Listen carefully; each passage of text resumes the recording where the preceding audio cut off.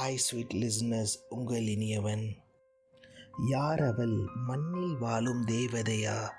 என் மனதை கொள்ளை கொண்ட காதலியா?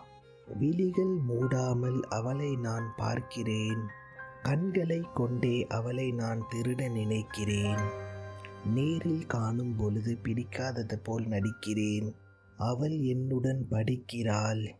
தினமும் நான் நடிக்கிறேன். எனக்கு உன்னை மட்டும் பிடிக்கும் என்று சொன்னால் எங்கு அவள் என்னுடன் பேசாமல் இருந்து விடுவாளோ? அவள் எனக்கு கிடைப்பாள் என்ற பேராசையை மனதில் ஓரமாக புதைக்கிறேன்.